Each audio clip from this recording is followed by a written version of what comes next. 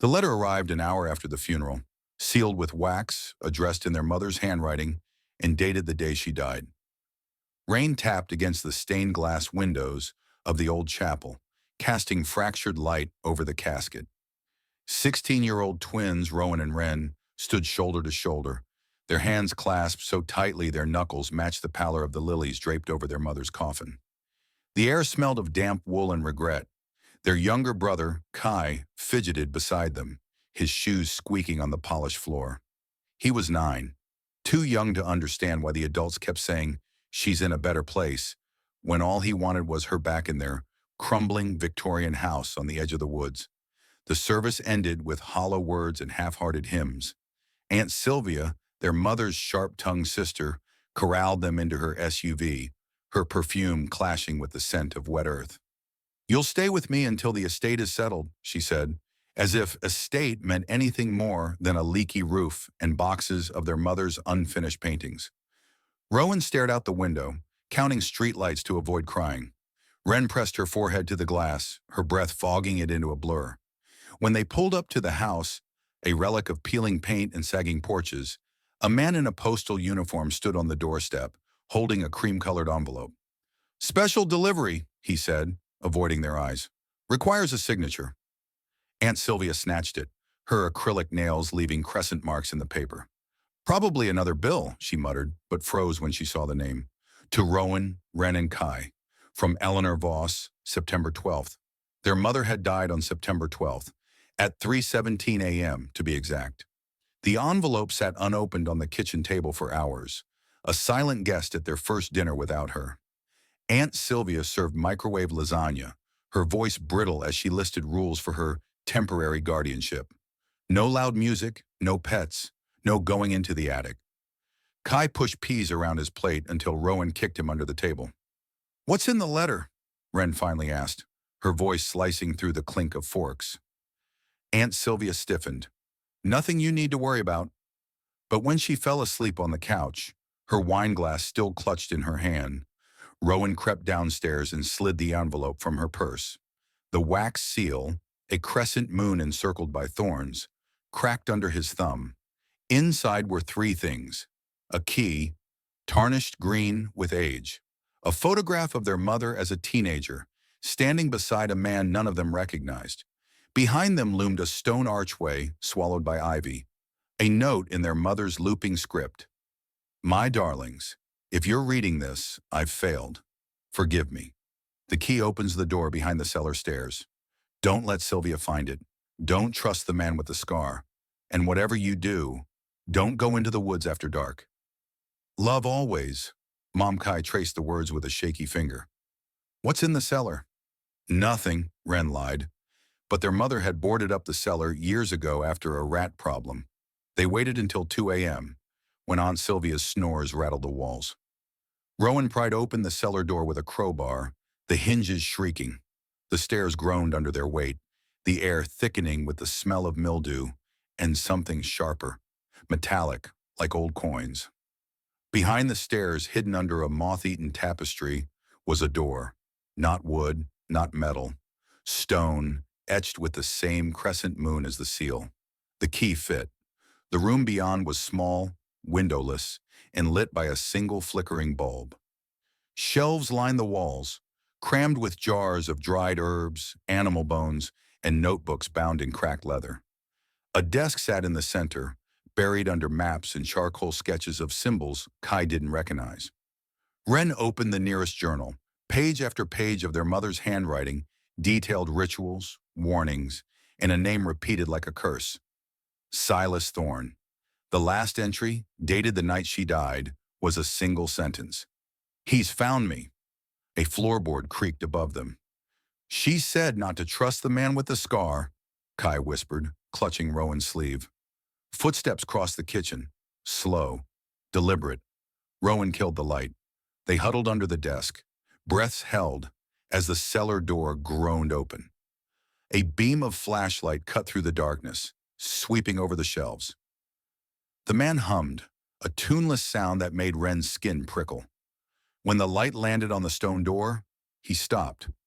"Eleanor," he murmured, dragging a finger along the etched moon. You thought you could hide them.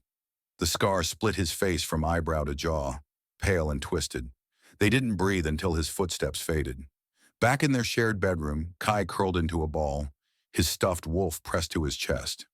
Ren spread the journal open on the floor, her flashlight trembling. Mom wasn't just an artist, she said, pointing to a sketch of the stone archway from the photo. She was part of something. A cult? A secret society? Or running from one, Rowan said, flipping to a page titled The Gate of Thorns. The illustration showed the archway, now overgrown with briars, and beneath it a list. Ingredients for binding: ash from a lightning-struck tree, blood of the Oathbreaker, 7 silver coins buried at a crossroads. Kai frowned. What's binding? Before they could answer, a howl tore through the night. Long, guttural, too close to be a dog. The bedroom window shattered. Glass rained over the floor as a shadow loomed outside, its breath fogging the jagged pane. 2 glowing eyes stared in. Don't move, Rowan whispered. But the thing in the dark was already smiling. The thing outside didn't knock. It clawed through the window and whispered their mother's name. The creature's hand, if it was a hand, splintered the remaining glass, talons curling around the window frame. Rowan lunged, dragging Kai off the bed as the thing heaved itself into the room. Its body was a distortion of shadows and sinew. Too many joints, too many teeth. Ren screamed, hurling the journal at it. The pages fluttered like wounded birds, and for a heartbeat the thing recoiled, hissing at the symbols drawn in the margins. Run! Rowan shoved Kai toward the door, but the hallway light flickered out. Aunt Sylvia's voice cut through the dark, sharp and slurred. What the hell are you? Oh, God! The creature turned, its head cocking at the sound. Aunt Sylvia froze in the doorway, her wine glass shattering on the floor. The thing lunged. Rowan didn't wait to see if she survived. They fled to the cellar, the stone door still ajar. Ren barricaded it with an iron grate, her hands shaking. Kai hyperventilated in the corner, his inhaler lost upstairs. Rowan grabbed the first weapon he could find, a rusted fire poker, and pressed his ear to the door. Silence. It's gone, he lied. Ren flipped through the journal, her flashlight beam jerking across the pages. Mom wrote about these things. Hollows, they're drawn to blood, to fear. Great, Rowan muttered. So we're basically neon signs. Kai whimpered. Where's Aunt Sylvia? No one answered. By dawn, the house was still. They found Aunt Sylvia's room empty, her bedspread slashed to ribbons. Blood streaked the hallway mirror, spelling a word in jagged cursive, Liar. Ren took the journal to the kitchen, spreading it open beside a half-eaten loaf of bread. There's a binding ritual. Mom used it to trap Silas Thorne. We need to finish it. With what? Rowan snapped. Ash from a lightning tree? We live in Ohio. There's a map. She pointed to a sketch in the margins, their property marked with an X near the woods. The lightning struck oak. It's here. Kai traced the faded lines. What's a crossroads? Where roads meet. Mom buried something there. 7 silver coins. Rowan stared out the window. The woods loomed, mist clinging to the pines like cobwebs. We go tonight. The scarred man found them at dusk. They were digging under the cellar stairs, unearthing a lockbox wrapped in their mother's scarf, when his voice slithered through the shadows. Eleanor's children. I'd know that stench anywhere. He stood in the doorway, his scar pulling his smile into a grimace. The hammer in his hand dripped red. Rowan stepped in front of Kai. Who are you? Silas's hound, his loyal hound. He lunged, swinging the hammer. Rowan ducked, shoving Ren toward the stairs. The box! She screamed. Kai grabbed it, sprinting into the hall. The scarred man laughed, chasing him. Run, little rabbit. Let's see how far you get. Rowan tackled him, the hammer skidding across the floor. They crashed into the wall, framed photos raining down. The scarred man snarled, his breath reeking of rot. You look just like her. Pathetic. Ren swung the fire poker. It cracked against his skull, and he staggered, howling. You bitch! They ran. The lightning tree stood at the edge of the woods, its trunk split and blackened. Rowan scraped ash into a mason jar while Ren dug at the roots, her fingers bleeding. Hurry, Kai whispered, clutching the lockbox. The woods hissed around them, branches clawing at the moon. The first coin glinted in the dirt, then the second. By the fifth, Ren's nails were torn. Two more, two more. A twig snapped. The hollow emerged from the trees, its body unraveling into tendrils of smoke. Behind it, the scarred man limped, his face a mask of blood. Finish it!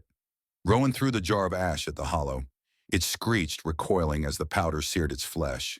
Ren unearthed the seventh coin. Now! They placed the coins in a circle, the silver glowing faintly. Rowan sliced his palm, letting blood drip onto the ash. Bind him! The ground trembled. The hollow writhed, its form dissolving. The scarred man roared, No!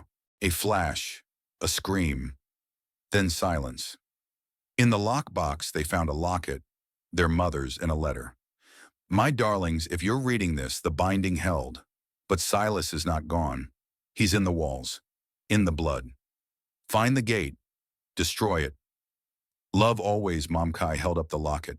Inside was a photo of their mother and the man from the cellar, his eyes hollow, his smile a rictus grin. On the back a single word, Thorn. The house waited, its windows dark. As they stepped onto the porch, the front door creaked open on its own. Something scratched inside the walls. Tap, tap, tap. Morse code for let me in. The walls began to bleed the night they found the gate. Thick black blood that spelled their names in a language they couldn't read. The house had become a living thing. Floorboards groaned like dying animals. Pipes rattled with voices that weren't theirs. And the blood, always the blood, seeping through cracks in the plaster, pooling in corners where shadows gathered. Rowan kept the fire poker close, its tip stained from the hollow. Ren slept with the journal under her pillow, its pages now filled with sketches she didn't remember drawing. Twisted trees, eyeless faces, and the stone archway, its thorns blooming into serpents.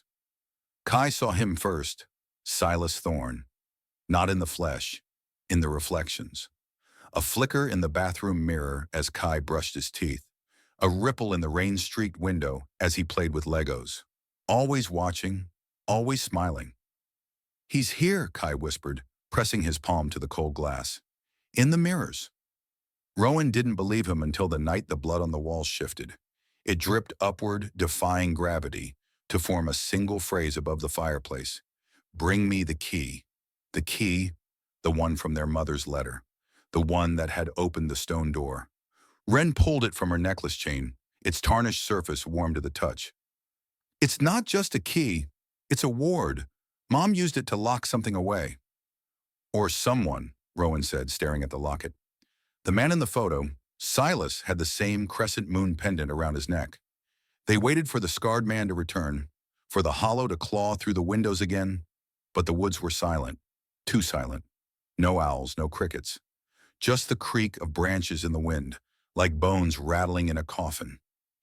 The journal's final map led them deeper into the forest, past the lightning-struck oak to a clearing choked with brambles. At its center stood the archway from the photograph, its stones slick with moss. Vines coiled around its pillars, thorns as long as Kai's fingers. The Gate of Thorns, Ren read aloud. Mom said to destroy it. How? Rowan traced the carvings, a spiral of moons and wolves. There's no keyhole. Kai crouched, brushing leaves from the base. Look. 7 slots, each the size of a silver coin. Ren unzipped her backpack, the coins clinking in her grip. The ones we dug up. She wanted us to find them. They slotted the coins one by one. The ground trembled. The archway's thorns retracted, revealing a door of knotted wood. Rowan inserted the key. It didn't turn. It screamed. The sound tore through the forest, shaking birds from their nests. The door swung inward, revealing a staircase spiraling into darkness. The air that rose from it smelled of wet soil and burnt sugar. Kai backed away. We have to, Ren said, gripping his hand. Or he'll keep coming. They'll keep coming. They descended. The stairs ended in a cavern, its walls studded with bioluminescent fungi. In the center stood a stone altar, stained brown with old blood. Above it hung cages, dozens of them, rusted shut. Bones littered the floor.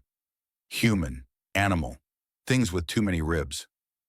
Rowan's flashlight caught a figure chained to the altar. Mom! Her body was impossibly preserved, her skin pale but unrotted. A crescent moon pendant gleamed at her throat. Wren reached for it, but Rowan yanked her back. It's a trap. Look, the chains weren't iron. They were roots, pulsing faintly, burrowing into her wrists. Her eyes flew open, black, pupilless. Run! She rasped. The roots surged. They barely made it back to the stairs. The door slammed behind them, the archway's thorns snapping back into place. Kai collapsed, vomiting into the leaves. Wren pressed her ear to the wood, hearing nothing but her own heartbeat. Rowan stared at the key, now rusted and brittle. She's alive. Or something. That wasn't her, Wren said. That was him, Silas, using her like a puppet. The journal fell open to a page they'd missed, a sketch of their mother, her hands bound, screaming as roots consumed her. The caption, "The gate demands a sacrifice. One soul to seal it, one soul to open it." Kai wiped his mouth. We have to go back. We have to free her. And do what? Rowan snapped. Die like she did? A twig snapped. The scarred man stepped into the clearing, his hammer slung over one shoulder. Touching family reunion, isn't it? Eleanor always did have a flair for the dramatic. Wren grabbed a rock. Stay back. He laughed, kicking the archway. You think you're the first to try? Your mother, her mother's mother. They all fed themselves to the gate. And for what? To keep him sleeping? He spat. Silas doesn't sleep. He waits. Rowan lunged. The scarred man sidestepped, slamming the hammer into his ribs. Wren screamed, tackling him. Kai bit his arm, drawing blood. The scarred man threw them off, his face twisted. Fine. Die here. Die in the house. Doesn't matter. He'll take your bones either way. He vanished into the trees, his laughter echoing. That night the walls spoke, not in blood, in her voice. Rowan, Wren, Kai, let me in. They huddled in the cellar, the stone door barred. Wren flipped through the journal, her tears smudging the ink. There's another ritual, a trade, a life for a life. No, Rowan said. We could get her back. And lose one of us? Number Kai stared at the locket. What if it's not her? What if it's him? The house shuddered. Plaster rained from the ceiling. Somewhere above, glass shattered. Tap, tap, tap. Morse code again. I'm coming. They armed themselves with kitchen knives and salt from the cellar. Rowan took the fire poker. Wren pocketed the coins. Kai clutched the locket, its chain cutting into his palm. The scarred man waited in the foyer, his face swollen from their last fight. Behind him stood the hollow, its form shifting between shadow and flesh. Last chance, he said. Give me the key. Go to hell, Rowan snarled. The hollow lunged. Chaos. Wren threw salt, the grains burning its skin. Rowan swung the poker, hitting nothing but air. Kai ducked, scrambling for the journal. The scarred man cornered Wren, his hammer raised. You're just like her. Stubborn. Stupid. Kai slammed the journal into his knee. The scarred man howled, dropping the hammer. Wren grabbed it, swinging wildly. It connected with his skull. He fell.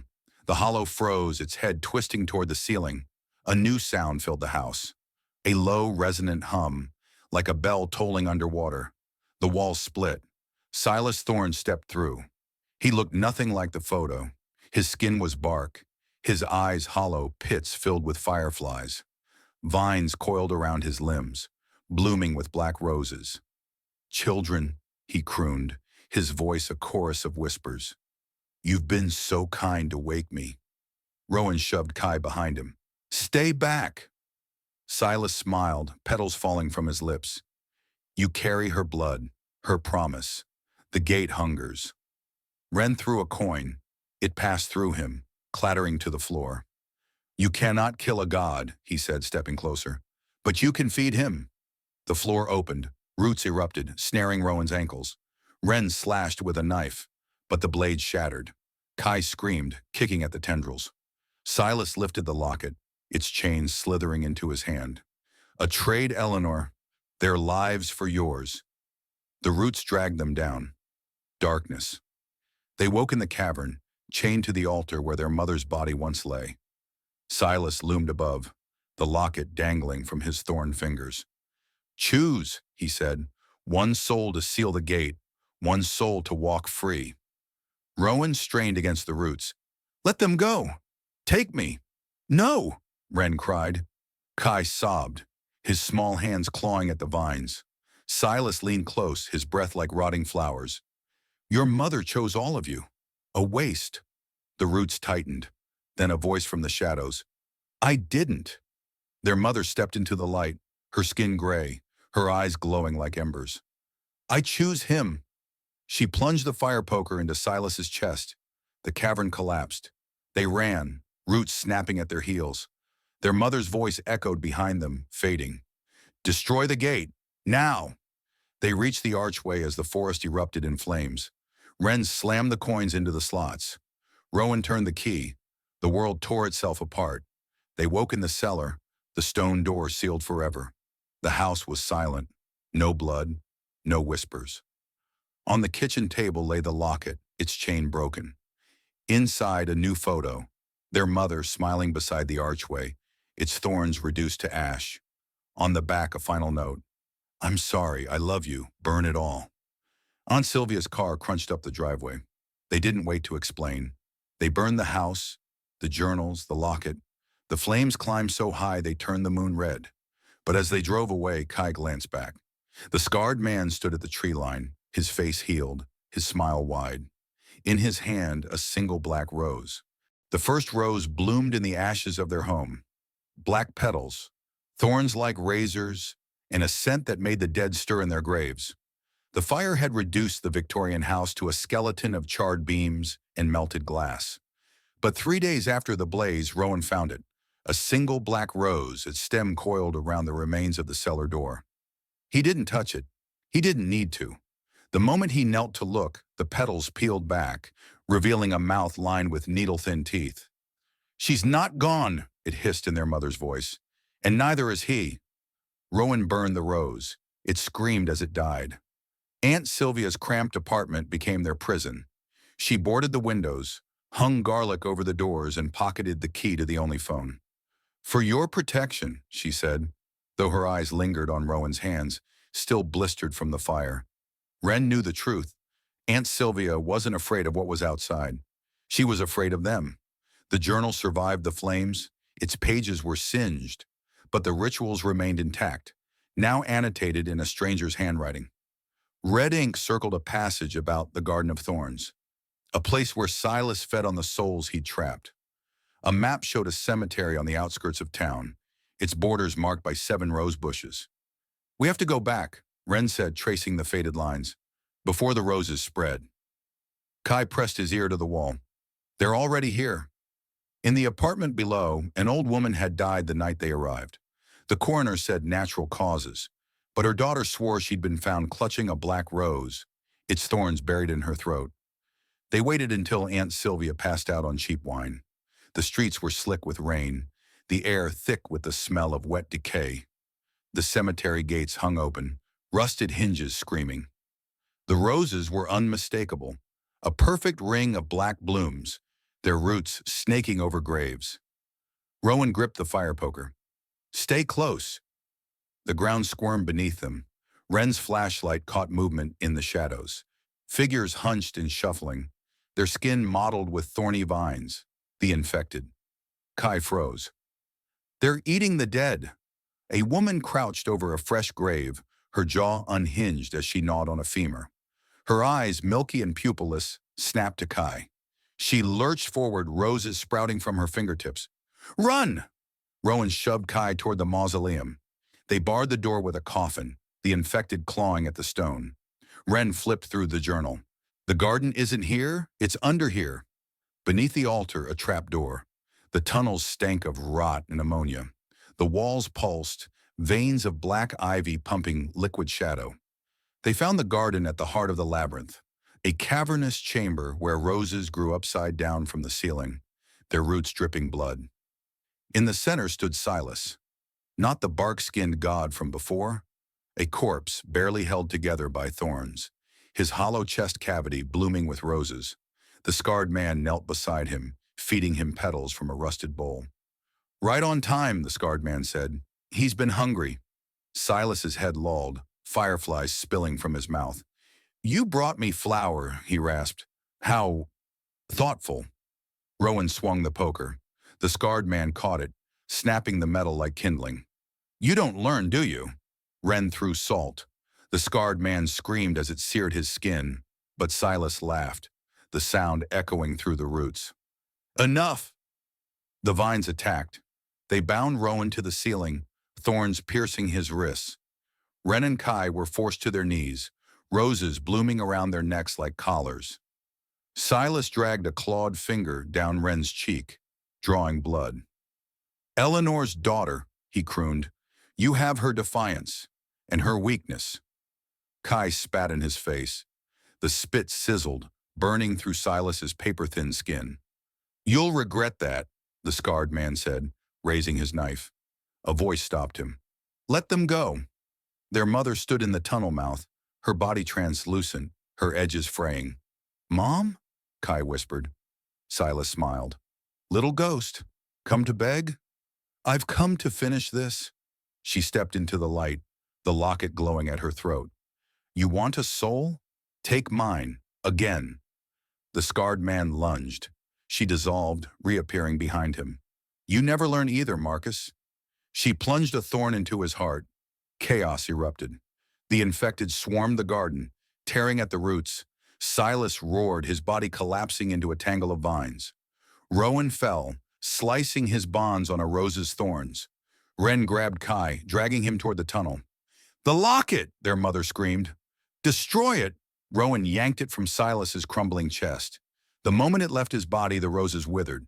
The infected collapsed, vines retreating into their flesh. Silas's voice echoed as the cavern collapsed.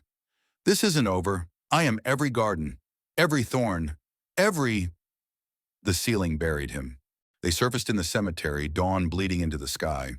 The roses were gone, replaced by wilted weeds. The scarred man's body lay at their feet, a black rose sprouting from his mouth. Their mother faded with the shadows, her smile sorrowful. "Find the others. Burn them all." Rowan clutched the locket.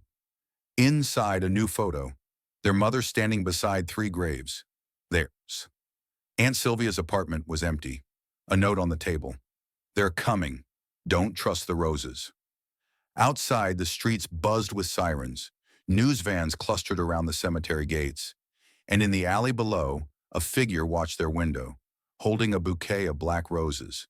The roses grew into their skin the night they learned the truth, thorns piercing their veins, petals replacing their breath, and roots binding them to a fate worse than death. The figure in the alley never left. Day and night, it stood sentinel, its face obscured by a hood, black roses dripping from its hands like a funeral offering. Rowan boarded the apartment's windows tighter. Ren memorized every ritual in the journal's scorched pages. Kai stopped sleeping, his eyes fixed on the locket, which now pulsed like a heartbeat. "It's changing," he whispered, holding it up to the light. The photo of their mother had vanished.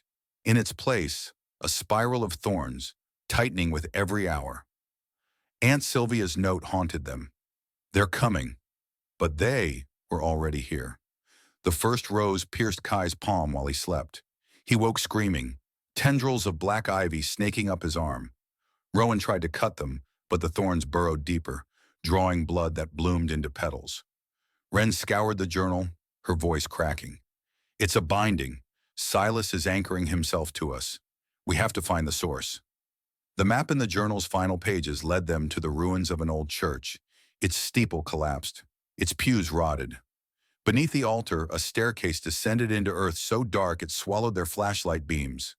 The walls breathed, exhaling spores that glowed faintly, illuminating symbols carved into the stone, a language of roots and ruin. At the bottom, a door. Not stone, not wood. Bone fused together and humming with a low, sickening frequency. The locket grew hot in Kai's grip. "It's a lock," Ren said, "and the locket's the key." Rowan pressed it into a depression in the door. The bones shuddered, rearranging themselves into an archway. Beyond it stretched Silas's true garden, a nightmare of flesh and flora, where trees screamed and rivers ran thick with blood. Silas waited at the heart of the garden, his body rebuilt from thorns and the corpses of the infected. The scarred man stood at his side, his chest a hollow cavity blooming with roses. "You're late," Silas said, his voice a chorus of dying things. "The ritual's already begun." Above them hung their mother, suspended by roots that pulsed like arteries. Her ghostly form flickered, tethered to the garden. "Don't listen," she strained. "It's a trap." The scarred man silenced her with a fistful of thorns. "Quiet, witch. You've had your turn." Rowan lunged, but the ground erupted, roots pinning him down. Ren threw salt, but the garden absorbed it, growing denser, darker. Kai clutched his infected arm, the roses now curling around his throat. "You've always belonged to me," Silas said, stroking Kai's cheek. "Your blood is mine." The journal's final ritual demanded a sacrifice, a life rooted in love to sever the curse. Ren understood too late. "It has to be us," she said, tears cutting through the dirt on her face. "One of us has to take his place."